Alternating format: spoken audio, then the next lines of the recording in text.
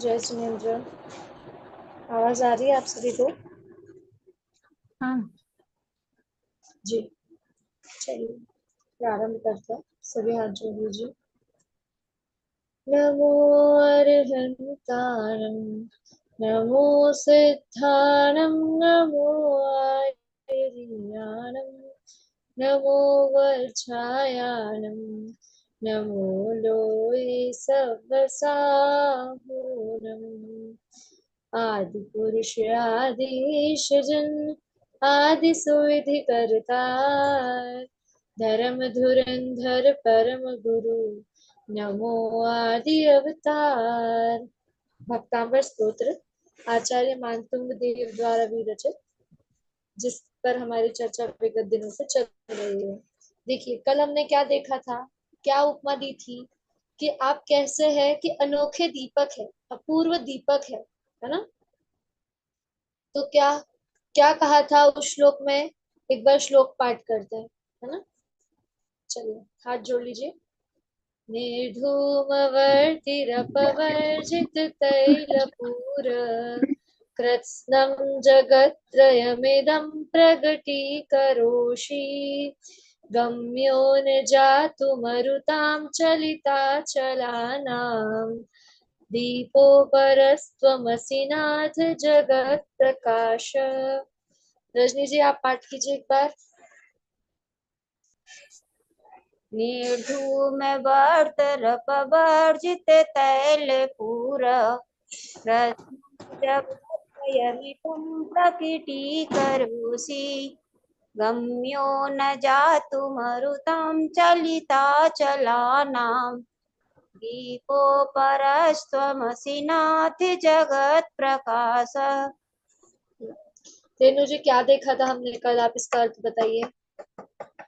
जी, जैनियन दीदी। दीदी कल बताया था आप ऐसे अनोखे दीपक हैं जो स्व और पर दोनों को प्रकाशित करने वाले। इको तो नहीं हो रही दीदी आवाज? नहीं नहीं, सही। हाँ। जो आप तो ऐसे अनोखे दीपक हैं कि स्व और पर दोनों को प्रकाशित करने वाले, साथ ही तीनों लोगों को प्रकाशित करने वाले हैं। आप कितनी भी प्रलय काल की हवाएं चलें, लेकिन आप उससे बुझते नहीं हैं, उससे आपका अंत नहीं होता है। और जो लौकिक दीपक हैं वो तो तेल, दिया और उससे जलते हैं, लेकिन आप ऐसे अनोखे दीपक हैं, ना धुआं रहित, बत्ती रहित और तेल रहित। आप इस तरह के अनोखे दीपक हैं। हम्म, हमने जिसमें देखा था कि धुआं और बत्ती आदि से रहित, तेल की पूर्णता भी आवश्यकता जिसमें नहीं हुआ है ना। जैसे लौकिक दीपक में तो तेल जरूरी है तभी जलेगा, फिर उसमें तेल रख दिया तो केवल तेल से जल जाएगा क्या? तो नहीं, तो उसमें बत्ती भी जरूरी है ना, तब जाके वो ज्योत, अग्नि रूपी जो ज्योत है वो जलेगी। परंतु यहाँ उस दिए की जगह तो जिनेन्द्र देव है, और जो ज्योत है उसकी जगह क्या है? ज्ञान। ज्ञान रूपी ज्योति, ज्ञान ज्योति की बात यहाँ पर चल रही है। तो जैसे हमने कल देखा था कि दिए तले अंधेरा है ना, कि दिया कैसा है कि वो पर को तो प्रकाशित कर देता है पर स्व प्रकाशित नहीं हो पा रहा, अर्थात क्या कि स्व उसके नीचे ही अंधेरा है ना, वैसे ही। परंतु जो जिनेन्द्र देव है, और जिनेन्द्र देव की भी बात नहीं, यहाँ क्या जो ज्ञान है, कैसा ज्ञान है? जो तीनों लोगों को जानने वाला ज्ञान है, अर्थात जो सर्वज्ञता गुण उन्होंने प्रकट किया है ना, वो कैसा है कि जो स्व को भी जानता है और स्व के साथ साथ पर को भी जानता है। तो पर में क्या तीनों लोग आ जाएंगे, है ना। अधो मध्य उधो तीनों लोगों को जानने वाला वो ज्ञान है। ऐसा नहीं है कि जैसा दिया, जैसे हमने कल बल्ब का उदाहरण भी देखा था कि जैसे एक कमरे में हमें प्रकाश करना है और अंधेरा है, तो आपने स्विच ऑन किया बल्ब का, तो सबसे पहले क्या दिखेगा? बल्ब। और फिर उस बल्ब का रोशनी से हमें बाकी सब पदार्थ भी दिखेंगे। कि हमें बल्ब को देखने के लिए भी दूसरा बल्ब लगाना पड़ेगा? रजनी जी बताइए। नहीं ना। वैसे ही कि क्या, कि कैसा ज्ञान है? स्वपर प्रकाशक ज्ञान है, कि जो पहले खुद को भी जानता है और पर को भी जानने वाला, ऐसा ज्ञान बताया। तो ऐसे दीपक है आप। देखिए, हमने पहले श्लोक में क्या देखा था, जब जो पिछला श्लोक आया था उसमें क्या, कैसा है कि ना चंद्रमा की उपमा दे सकते हैं, ना दीपक की उपमा दे सकते हैं, ना सूर्य की उपमा दे सकते हैं, ना सोना चांदी, किसी की उपमा नहीं दे सकते। परंतु अब एक एक छंद में उन उपमाओं को क्यों नहीं दे सकते वो भी बता दिया। है ना। देखिए अब यहाँ पे पहले चंद्रमा का आ गया, अब दीपक आ गया। अब अगला श्लोक सूर्य के लिए दिया है कि कैसे आप सूर्य से भी अधिक महिमावान है ना। सूर्य की महिमा तो हम गाते हैं, जैसे यदि अंधेरा हो रात्रि में तो हमें जो सूरज है उसकी रोशनी लगेगी देखने के लिए। अब आगे के श्लोक में आचार्य देव क्या कहते हैं, हम थोड़ा सारांश देखते हैं। देखिए क्या कह रहे हैं कि जैसे हम कहते हैं ना कि सूरज हर जगह पाया जाता है, जैसे जब वो उगता है तो उसकी रोशनी कैसी तुरंत फैलती है और सब जगह फैल जाती है। परंतु कुछ ठिकान, कुछ स्थान ऐसे भी होते हैं जहाँ सूर्य की किरण भी नहीं पहुंच पाती, है ना। कैसे स्थान है वो, तो जो गुफाएं है, खंडर आदि है, उसमें सूरज की किरण नहीं जा पाती, है ना। जैसे माइल्स वगैरह बोली जाती है, जो अंडरग्राउंड चीजें हैं, उनमें तो सूरज की किरणें नहीं जा पा रही है। परंतु जो ज्ञान है, जो ज्ञान रूपी सूर्य है, वो तो सब दूर जा रहा है ना। वो द्रव्य को भी जान रहा है, द्रव्य के गुणों को भी जान रहा है, और गुणों की पर्यायों को भी जान रहा है ना। एक एक पर्यायों को भी जान रहा है। ऐसा विलक्षण ज्ञान की यहाँ पे चर्चा की जाएगी। चलिए देखते हैं हम अगला श्लोक कैसे उपमा दिया। देखिए सूर्य से अधिक महिमावंत, हेडिंग ही दे दी है, सूर्य से भी अधिक, अर्थात क्या कि सूर्य की उपमा भी वहां पर काफी नहीं है ना। सूर्य से भी अधिक महिमावान हुआ, तो कैसे हम देखते हैं। नास्तम नास्तं कदाचिदुपयासि न राहुगम्य स्पष्टीकरोषि सहसा युगपज्जगन्ति नाभोधरोधर निरुद्ध महाप्रभाव सूर्यातिशायि महिमासि मुनीन्द्र लोके। अंकिता जी आप पाठ कीजिए।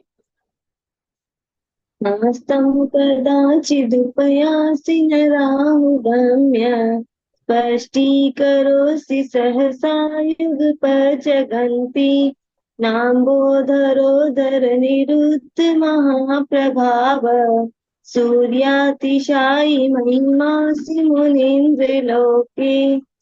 जी देखिए क्या कह रहे हैं यहाँ पे। हम यदि थोड़ा पहले शब्दशार्थ के पहले हम देखते हैं कि कैसे कि कहा जाता है ना, राहु केतु कहे जाते हैं, है ना। शनि ऐसा बोलते हैं, शनिवार को 7:30 आ जाती है, वो राशियों वगैरह में सब चीजें होती है जो मानी जाती है।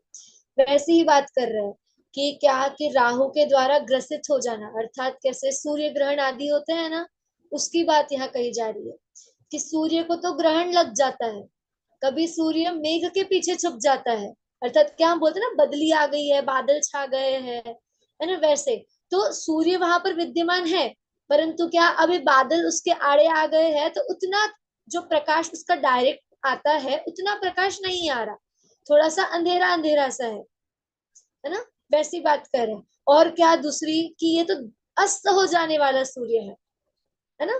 भले ही वो ऐसा कहा जाएगा कि चलो इंडिया में अस्त हुआ है, पर विदेश विदेश में तो उगा है अभी, परंतु हमारे लिए तो अस्त कहा जा रहा है ना। वैसी ही बात। तो अब यहाँ क्या कह रहे हैं कि आप कैसे सूर्य है कि जो ना कभी अस्त होने वाला है, ना जिसपे कभी राहु ग्रसित होने वाला है, ना जिसके ऊपर कभी बादल आड़े आने वाले हैं, ऐसे सूर्य से भी आप महान है। तो क्या कि जिनेन्द्र देव तो महान है ही, परंतु जो उनका ज्ञान है ना। देखिए किसी व्यक्ति की महिमा नहीं गाई जाती, कभी भी किसी व्यक्ति की महिमा नहीं गाई जाती, जो उसके गुण है उसकी महिमा गाई जाती है। अब ऐसे व्यक्ति की महिमा गाने लगे तो रोड पे के भिखारी भी व्यक्ति है, हम उनकी भी महिमा गाएंगे, है ना। परंतु ऐसा होता है क्या, नहीं।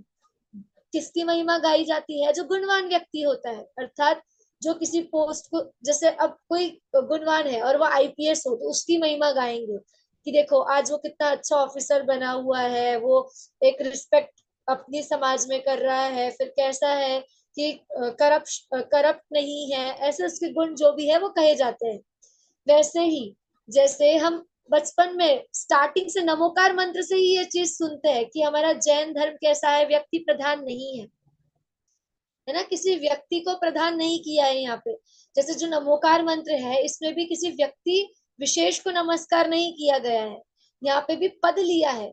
अरहंत है तो कोई एक व्यक्ति अरहंत नहीं है, फिर आप कहेंगे कि किसी व्यक्ति का नाम अरहंत है और उसको लाके खड़ा कर दो, कोई अरहंत हुआ, कोई सिद्ध हुआ, तो दीदी ये लो, ये अरहंत है और ये उसका भाई सिद्ध है, अब इनमें कहाँ है ये गुण, आप बताओ। अब यदि ऐसा कोई कहने लग जाए तो क्या ये बात सिद्ध हो जाएगी? क्या नहीं। तो हम उनकी पूजा करें, अब उनको मंदिर में बिठा दे जो अरिहंत है, सिद्ध है नाम से, तो नहीं।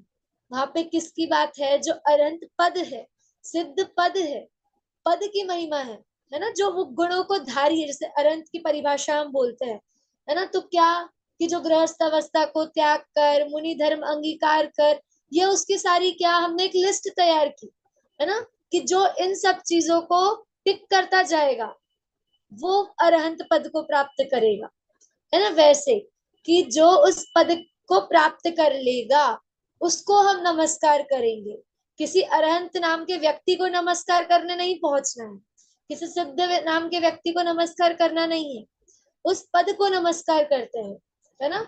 और फिर हम अरहंत सिद्ध के पहले बड़े तो सिद्ध है, तो हम अरहंत को क्यों नमस्कार करते हैं, कोई बताएगा? दीदी क्योंकि अरिहंत ने हमें मुक्ति का मार्ग बताया है। हाँ देखिए, हम भी स्वार्थी है ना, इसे क्या कहते हैं कि अपना स्वार्थ सिद्ध करना, है ना, कि जो हमें अच्छी बात बता रहा है, अपने हित की बात बता रहा है, हम उससे पहले नमस्कार कर रहे हैं, है ना। भले ही सिद्ध श्रेष्ठ है, परंतु क्या अभी हमें जो मार्ग है उस सिद्ध अवस्था को प्राप्त करना है, तो हमें मार्ग कौन बता रहे हैं? अरहंत, है ना। तो हम पहले उन्हें नमस्कार कर रहे हैं, क्यों? क्योंकि जो सिद्ध भगवान है वो तो अशरीरी हो गए, अब बैठे हैं अपने ध्यान में मस्त होकर, वो तो हमें मार्ग नहीं बता रहे सिद्ध होने का, परंतु जो अरहंत है वह हमें सिद्ध होने का मार्ग बता रहे हैं, तो हम पहले नमस्कार उन्हें करते हैं, है ना। चलिए अब श्लोक पर आ जाता है अपने।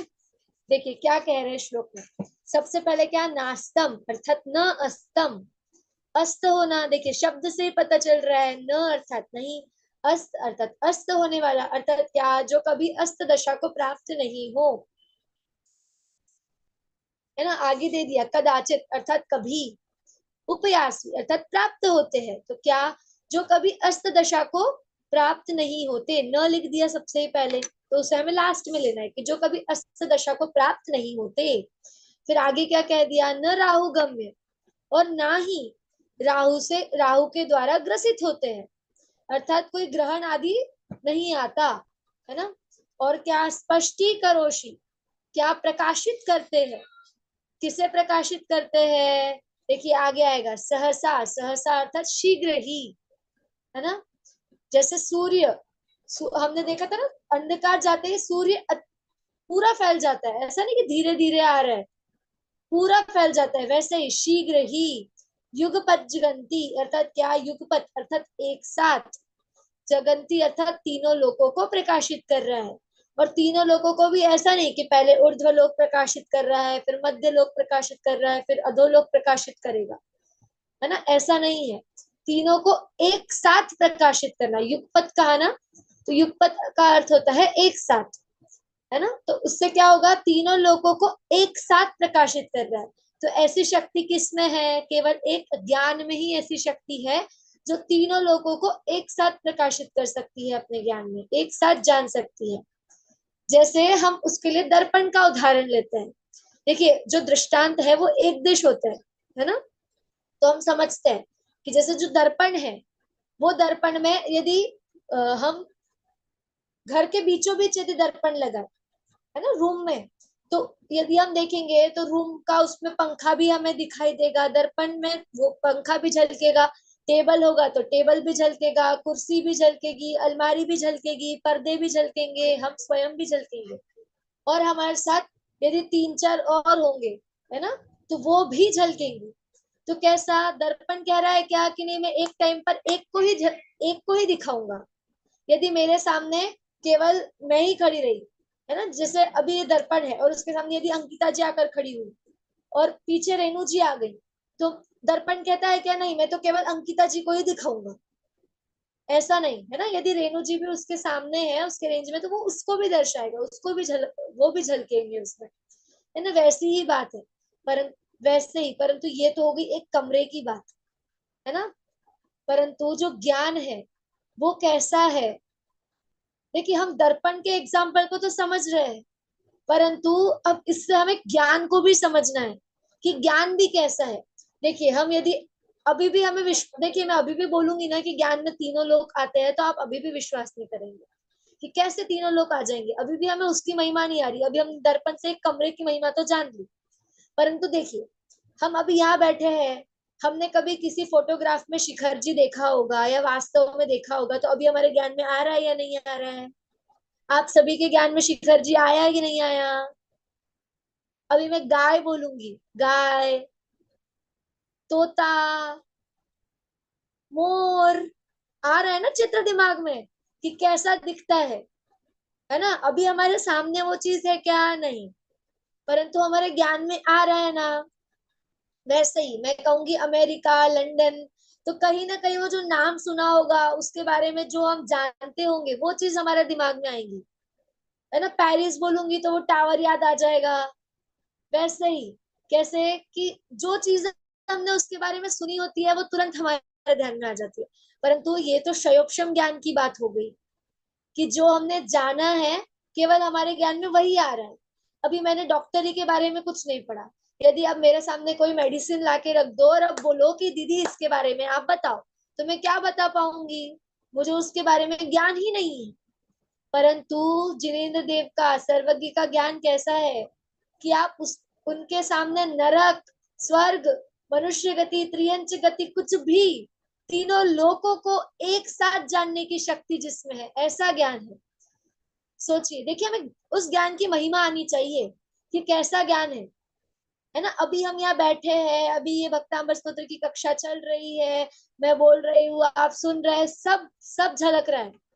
अभी 1 मिनट पहले क्या बात हो गई और अब अगला मैं क्या बोलने वाली हूँ, है ना, वो चीज भी नोट है। ऐसा नहीं है जो नोट है वही बोला जाएगा, है ना। देखिए इससे क्रमबद्धता भी सिद्ध हो जाती है। हम कहते हैं ना कभी कभी कि जो निश्चित नहीं होता वो भी हो जाता है, परंतु ऐसा नहीं होता। देखिए कभी भी अनहोनी नहीं होती, है ना। देखिए क्या निकल रहा है इससे सिद्धांत कि अनहोनी कभी नहीं होती, अनचाहा हो सकता है। देखिए मैं क्या बोल रही हूँ, अनचाहा हो सकता है परंतु अनहोनी नहीं हो सकती। अर्थात क्या कि अभी मैं चाहूं कि अभी लाइट ना जाए, ये मैं चाह सकती हूँ, इच्छा कर सकती हूँ कि अभी लाइट ना जाए, परंतु यदि लाइट जाना होगी तो वो तो जाएगी, है ना। क्या कि अनचाहा तो हो सकता है कि मैं नहीं चाह रही हूँ कि लाइट जाए, पंखा बंद हो, गर्मी हो, ये मैं नहीं चाहती, परंतु यदि ये होना होगा तो ये होकर रहेगा, है ना। तो क्या सिद्ध हुआ कि अनचाहा हो सकता है परंतु कभी भी अनहोनी नहीं होगी। हम कहते हैं ना कि ये कैसी अनहोनी हो गई, ये तो नहीं होना चाहिए था, है ना। परंतु वो अनहोनी नहीं है, वो भी होना ही होता है, वो अनहोनी भी होनी ही होती है ना। अनहोनी में भी होना छुपा है, कहीं ना कहीं होना छुपा हुआ है ना। इसीलिए कह रहे हैं कि अनचाहा हो सकता है परंतु अनहोना नहीं हो सकता। क्यों अनहोना नहीं हो सकता, क्योंकि वो हमारे लिए अनहोना है। परंतु जो सर्वज्ञ देव है वो तो तीन लोक को तीन, देखिए तीन लोक, तीन काल, है ना, तीन लोक तीन काल कह रहे हैं, अर्थात भूत, वर्तमान और भविष्य, ये तीनों काल को एक साथ जान रहे हैं। ऐसे ज्ञान की महिमा यहाँ पर गाई जा रही है। जैसे कहा जाता है कि समो शरण में जो भामंडल होता है उसमें हमें अपने पूर्व आगे के जो अगले भव है वो दिख जाते हैं, है ना। वैसे ही तो जब वो निश्चित होंगे तभी तो हमें दिखाई दे रहे हैं ना। देखिए भव तक निश्चित हो जाते हैं तो अगले समय की क्या बात हुई, है ना। वैसी ही बात, तो ऐसे तीन लोक को जानने वाला ज्ञान है। और सूर्य तो कैसा है कि सूर्य, अभी लौकिक सूर्य को बात कीजिए और एक ज्ञान रूपी सूर्य की बात। जैसे हमने कल देखा था कि जो ज्ञान है वो कोई चुरा नहीं सकता। देखिए वहां पर उसको बात लगा सकते हैं कि सूर्य है वो अस्त हो जाएगा परंतु ज्ञान कभी अस्त नहीं होगा।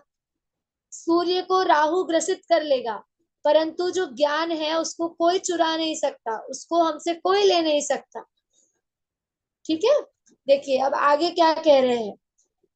नाम्भो धरोधर निरुद्ध महा प्रभाव, इसको देखते हैं कि नाम्भो अर्थात क्या, नाम्भो धरोधर, धरोधर अर्थात क्या कि मेघों के द्वारा, न मेघों के द्वारा, यहाँ पर आच्छादित वाली बात आ गई है ना, न मेघों के द्वारा निरुद्ध महाप्रभाव, महान तेजशाली प्रभाव निरुद्ध होता है।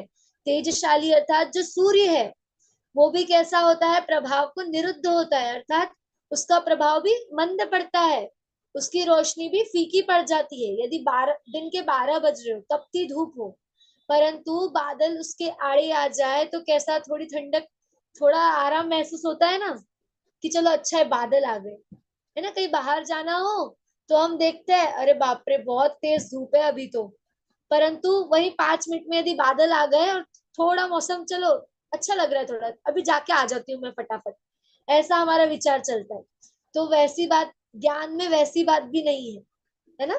देखिए अब इसको हम देखें कि आच्छादित हो रहा है, तो यदि कोई कहे कि हम सोते हैं तब हमारा ज्ञान सो जाता है, तो ऐसा भी नहीं है।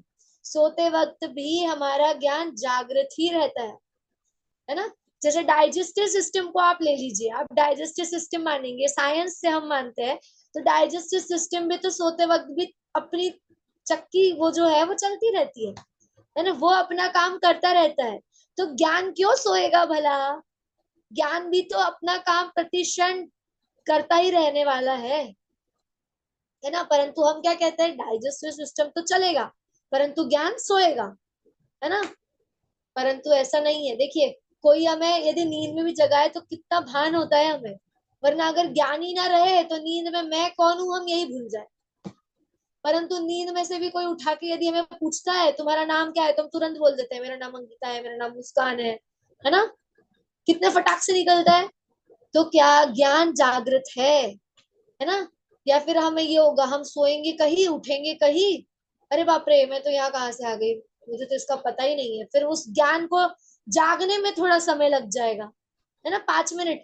फिर 5 मिनट तक हम सब भूल जाएंगे कि हम कहाँ है, मैं कौन हूँ, ये घर है, सब भूल जाएंगे। परंतु ऐसा होता है क्या, नहीं। तो क्या ज्ञान भी हमेशा जागृत ही रहता है। देखिए यहाँ क्या कह दिया कि जो सूर्य है वो तो मेघों के द्वारा आच्छादित हो जाता है, राहु से ग्रसित हो जाता है, अस्त हो जाता है, परंतु ज्ञान ऐसा नहीं है ना।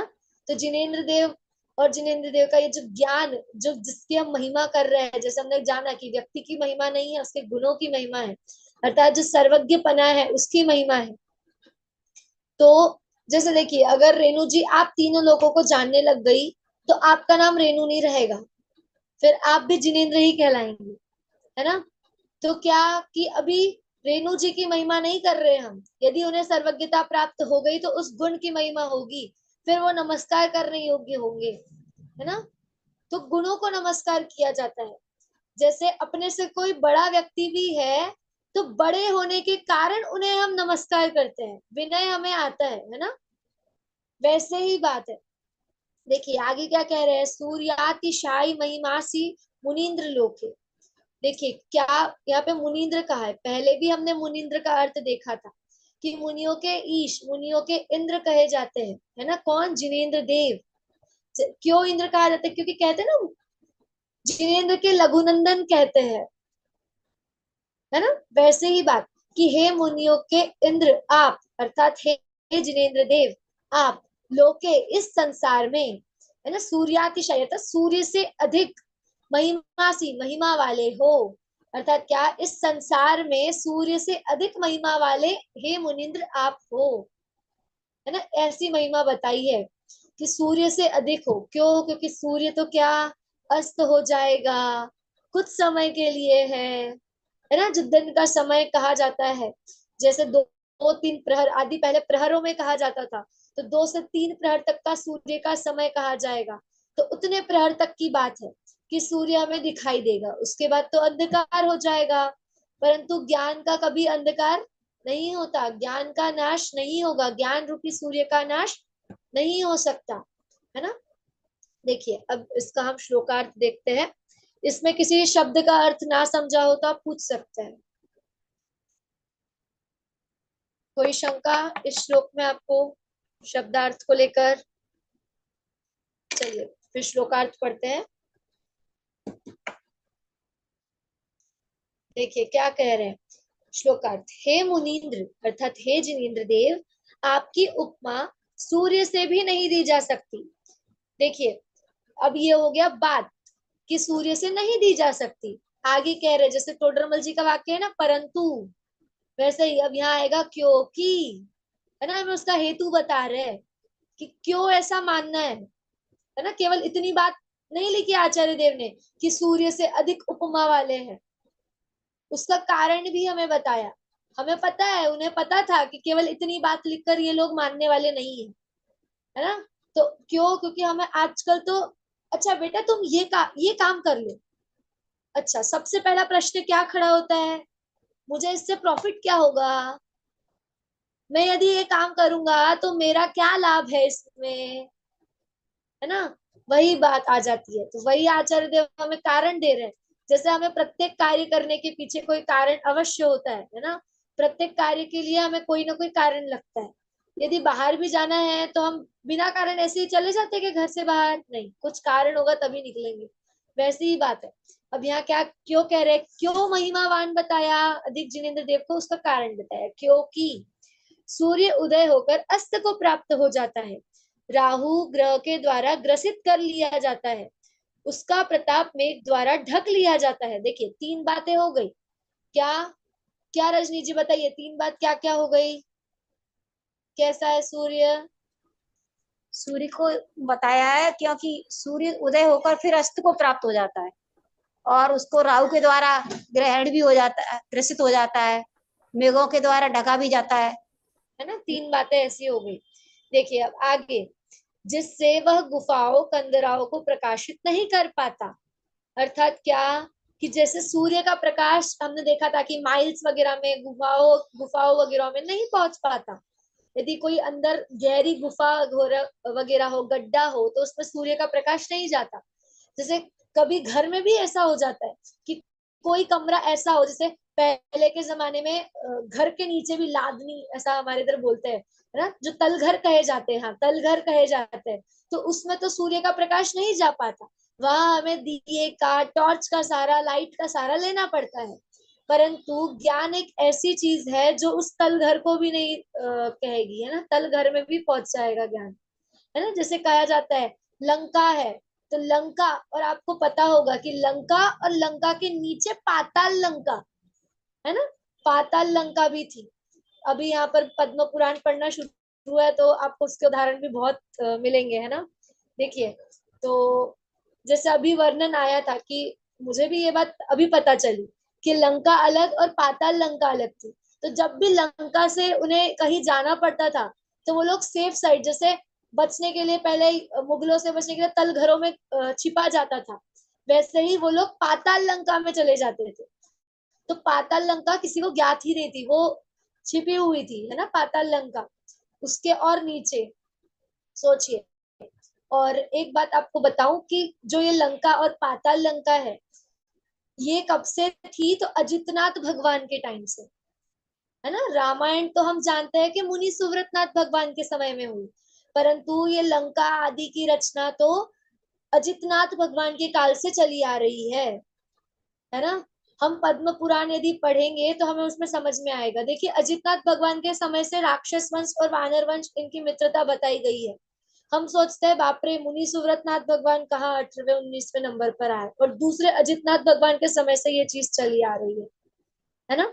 चलिए देखिए क्या विषय था, हम तो गुफाओं कंदराओं की बात कर रहे थे कि गुफाओं और कंदराओं में जैसे सूर्य का प्रकाश नहीं जाता, परंतु ज्ञान रूपी जो सूर्य है उसका प्रकाश हर जगह पहुंचता है ना, इसीलिए भी महिमावान। देखिए फिर आगे क्या, परंतु आप ऐसे अद्वितीय मार्तंड हो जिनके शायिक ज्ञान का न कभी अस्त होता है, न उसे कोई राहु ग्रसित कर सकता है, न कोई आवरण उसे ढक सकता है। देखिए पहले 3 जो चीज कही थी ना कि राहु से ग्रसित हो जाता है, फिर और क्या था, अस्त हो जाता है और मेघ के द्वारा ढक जाता है। तो कहा कि आप कैसे है अपना शयोपशम ज्ञान, और वो कैसा ज्ञान है, शायिक ज्ञान, कभी, है ना, शायिक ज्ञान कहा। और क्या कहा कि कैसा है, राहु से ग्रसित नहीं होने वाला है, कभी अस्त नहीं होने वाला है। फिर आगे, तथा जो तीनों लोकों के संपूर्ण पदार्थों को एक साथ प्रकाशित करता रहता है, इस प्रकार आपकी महिमा सूर्य से भी अधिक अतिशय वाली है। देखिए, बताइए, ऐसा ज्ञान है जो तीनों लोकों को एक साथ जान सकता है। कुछ महिमा आ रही है या नहीं आ रही है? ज्ञान की महिमा आ रही है रजनी जी? कैसा है ज्ञान? और वो जो शक्ति है सर्वज्ञ पने की, वो आप में भी, मुझ में भी, हम सब में छिपी हुई है। बस हमें उसे जानने की, समझने की कोशिश करनी है, और वो प्रकट हो गई तो बस, है ना, बस इतनी दूरी है। इसीलिए कहते हैं कि कुछ नहीं करना, सम्यक दर्शन कहा जाता है ना। कोई कहता है कि धर्म करना बहुत कठिन है, धर्म करना बहुत कठिन है, तो नहीं, धर्म सबसे सरल है। क्या है, हमें यदि पढ़ाई करनी है, 10th पास करनी है, 12th पास करनी है, तो तुम मैथ्स पढ़ो, साइंस पढ़ो, फिर जितने विषय है ना, कितने सब्जेक्ट्स होते हैं, 8-9 सब्जेक्ट्स होते हैं, वो सब पढ़ने पड़ते हैं। फिर आगे 12th के बाद कोई स्ट्रीम ले लो, तो साइंस में तो फिर वो साइंस पढ़ते रहो, मैथ्स में तो सारे वो पढ़ते रहो। परंतु यदि अपने को जानना है, धर्म को जानना है, तो केवल एक को ही तो जानना है। बस एक को ही तो विषय बनाना है अपने आप को। उसमें भी मैं शरीर हूं ऐसा विषय नहीं करना है। क्या मैं आत्मा हूं, केवल इतना ही तो जानना है, इतना ही तो लक्ष्य करना है। ये 10 चीजों को जानना आसान है या एक को जानना आसान है?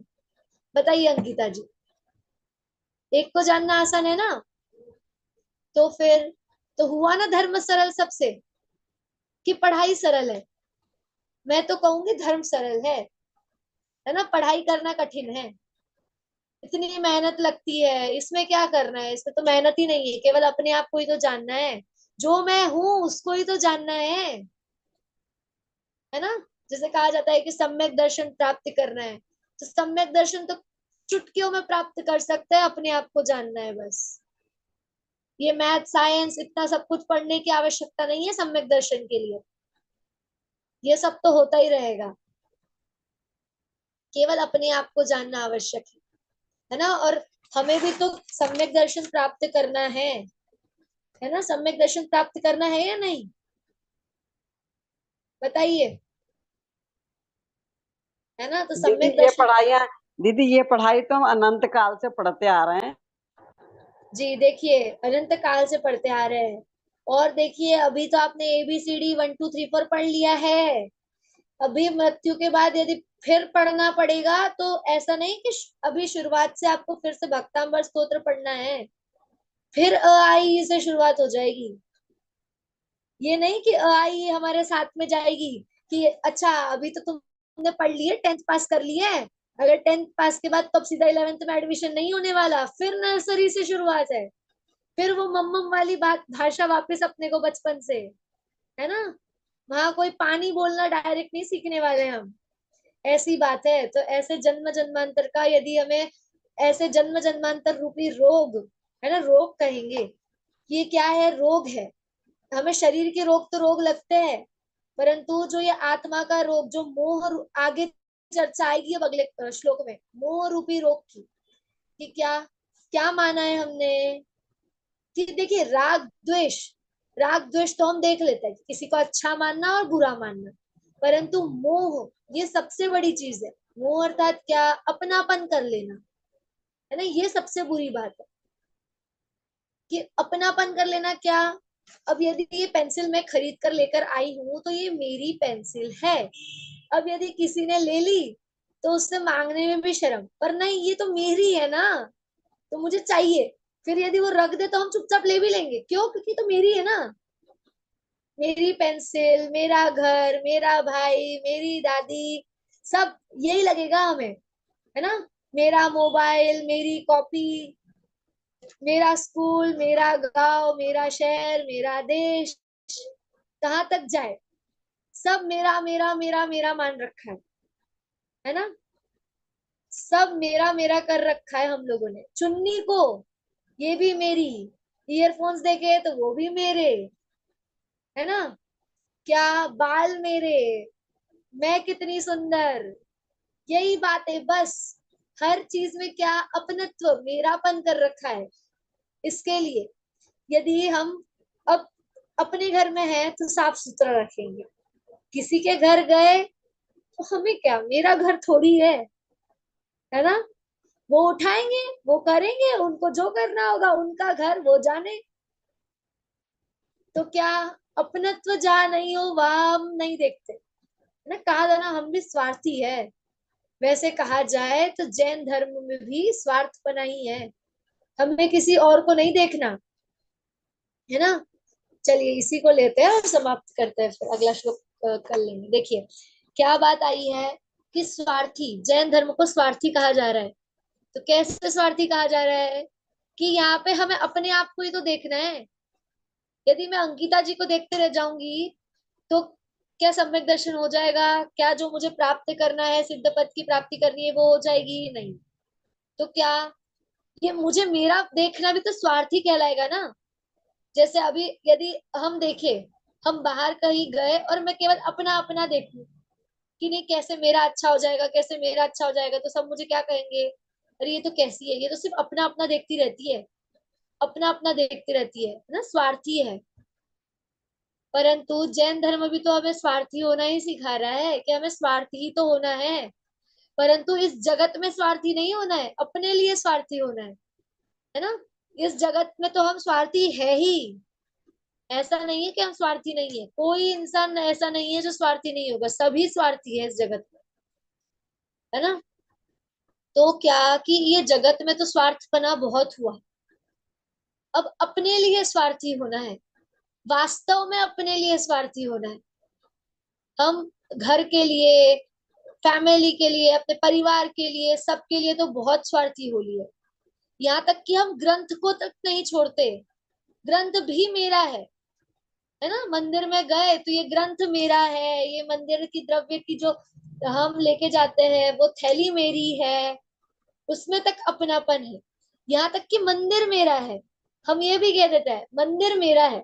यदि कोई दूसरा व्यक्ति हो, हिंदू आदि कोई हमारे मित्र हो, तो क्या ये मेरा मंदिर है ना, मेरा मंदिर है, हमारा मंदिर है, कितने गर्व के साथ कहते हैं। वही बात, तो उसमें तक अपनापन है। और हम क्या कह रहे हैं कि इससे भी अपनापन हमें छुड़ाना है ना। घर मकान आदि तो चलता ही रहेगा, परंतु मंदिर आदि इन सब चीजों से भी ममत्व हटाना है। केवल एक अपने में ही, अपनी आत्मा ही शरण है, यही वास्तव में शरण भूत है। और इसमें ही अपने को, इसमें ही हमें अपना स्वार्थ देखना है ना। चलिए, तो आज के एक बार श्लोक का आप पाठ कर लीजिए, और अंकिता जी आप इसका अर्थ बताइए सर। रेणु जी आप पाठ कर लीजिए। नास्तं कदाचिदुपयासि न राहुगम्य स्पष्टीकरोषि सहसा युगपज्जगन्ति नाम्बोधरोधर निरुद्ध महाप्रभाव सूर्यातिशायी महिमासि मुनीन्द्र लोके। बहुत सुंदर। अंकिता जी। दीदी से बताया है कि नास्तम कदाचित उपयासी न रावगम्य। नाश मतलब कभी भी अस्त नहीं होता, न जो उपयासी न राहुगम्य, जो राहु के द्वारा भी कभी ग्रसित नहीं होता। स्पष्टीकरो से सरसा युग प्रजगंति, स्पष्ट करता है। सरसा युग प्रजगंति, जैसे तीनों लोगों को स्पष्ट करता है, केवल ज्ञान होता है, वह तीनों लोगों को स्पष्ट करता है। नाम्बो धरोधर निरुद्ध महाप्रभाव, ना अम्भो धरोधर निरुद्ध महाप्रभाव, मतलब जो मेघों के द्वारा प्रभाव कभी निरुद्ध नहीं होता। सूर्याति सही महिमा से मुनिंद्र लोके, मतलब सूर्य से भी अतिशय महिमावान वाला है, महिमा युक्त है। मतलब ऐसा ज्ञान है जो सूर्य से भी अधिक महिमावान है। देखिए, तो यहाँ क्या कह दिया कि जो ज्ञान कैसा है, सूर्य से भी अधिक महिमावान है। यदि हम कहे, देखिए सूर्य को कहा जाएगा, यहाँ तो सूर्य को ग्रसने की बात कर रहे हैं, राहु को ग्रसित करने की बात कर रहे हैं, ग्रहण की बात कर रहे हैं। और ज्ञान में तो एक, देखिए यदि एक बार की बात हो कि सूर्य केवल एक बार ग्रहण होता हो, तो ऐसा भी नहीं है ना। अनेकों बार, वर्षों में, वर्ष में कितने बार सूर्य ग्रहण आ जाता है। कभी कोई सा ग्रहण, कभी कौन सा ग्रहण, कभी कोई सा ग्रहण, है ना। तो ऐसी ही बात, परंतु ज्ञान पर कभी सुना है कि ज्ञान पे ग्रहण आ गया है, या नहीं अभी मेरा ज्ञान काम नहीं कर रहा है, ऐसा कहते हैं क्या? देखिए दीदी, हम कह, हाँ जी, कौन? हाँ रजनी जी बोलिए। मोह से आच्छादित हो जाता है, अभी उसमें पढ़ रहे थे इष्टोपदेश में। हाँ देखिए, देखिए आचार्य देव की शैली ही है, आचार्य देव हमें सब जगह यही समझा रहे हैं, है ना। देखिए यहाँ पे भी क्या कि हम चलिए, यदि राहु के जगह मोह ले लेते हैं, हमने मोह की भी चर्चा आज भरपूर की है ना। तो क्या कि मोह कैसा है, कि मोह नहीं तो हमें इस संसार में अभी तक अटका रखा है, मेरा मेरा हमने जो कर रखा है उसी से तो हम भटक रहे हैं, यही तो हमें जानना है। जब हम अपनत्व, ममत्व, भोक्तृत्व, कर्तृत्व चार कहे जाते हैं ना, इन चारों बुद्धियों को जब दूर करेंगे, देखिए कौन सी, एकत्व, ममत्व, कर्तृत्व और भोक्तृत्व। देखिए कर्तृत्व का भी बहुत बड़ा इसमें रोल है, कह सकते हैं कि कर्तापन, इसकी बुद्धि छूटते नहीं छूटती, है ना। ये एक बार हम अपनत्व छोड़ देंगे, किसी से झगड़ा हो जाएगा ना, तो नहीं मैं इसको जानता ही नहीं हूं, मैं इसकी शक्ल तक नहीं देखूंगा, हम ऐसे छोड़ भी देंगे उस चीज को। एकत्व ममत्व तो छूटेगा एक बार, परंतु जो कर्तृत्व है उसको छूटना बहुत बड़ा काम है। देखिए समयसार जी में भी कर्ता कर्म अधिकार जो है उसको और सर्वविशुद्ध ज्ञान अधिकार में और सबसे बड़ा अधिकार है, कि क्या जिसमें कर्तापने की बुद्धि का निषेध किया है, कर्तापने की बुद्धि को छुड़ाया गया है कि कैसा है ना। तो यही बात कि क्या, कि छोटी छोटी सी चीजों को लेकर ये मानता है कि ये मैंने किया, ये मैंने किया, ये बुद्धि हमें छोड़नी है। यदि एक बच्चा है तो वो अपने आप छोटे से बड़ा हुआ है ना, तुमने उसमें क्या कर लिया? यदि तुमने किया तो 2 साल में उसको 10 साल का करके दिखाओ, कितना सरल उदाहरण है। हम 2 साल में किसी बालक को 10 साल का कर सकते हैं क्या? नहीं। तो फिर तुमने क्या किया, वो अपने आयु से, अपने समय से 10 साल में 10 साल का हुआ है ना, क्या कर लिया तुमने? वैसे ही अब जो रोटी है, कहते हैं रोटी मैंने बनाई, रोटी मैंने बनाई, तो फिर गैस ने क्या काम किया? चकला बेलन किस काम में आया? आटे ने क्या रोल किया?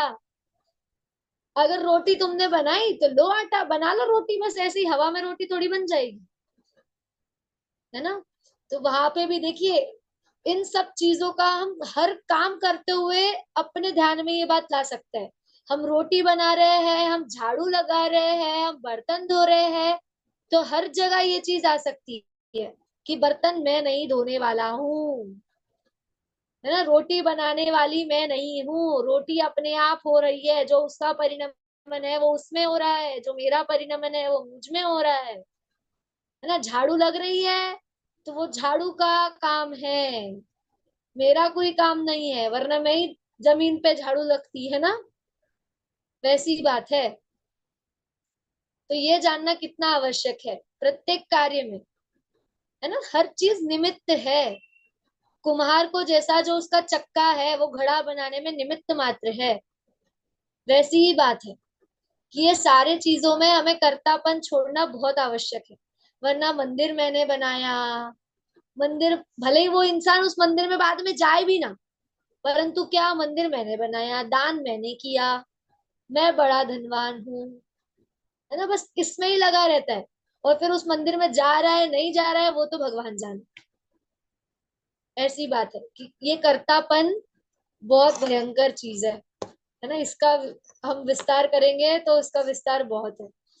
आप यदि पढ़े तो आप समयसार जी में पढ़ सकते हैं कर्ता कर्म अधिकार, है ना। चलिए अब कल अगला श्लोक लेंगे, आज समय हो गया। चलिए जिनवानी स्तुति। रजनी जी आप करेंगी, मैं करूं? बोलिए। मैं करूं, ठीक है।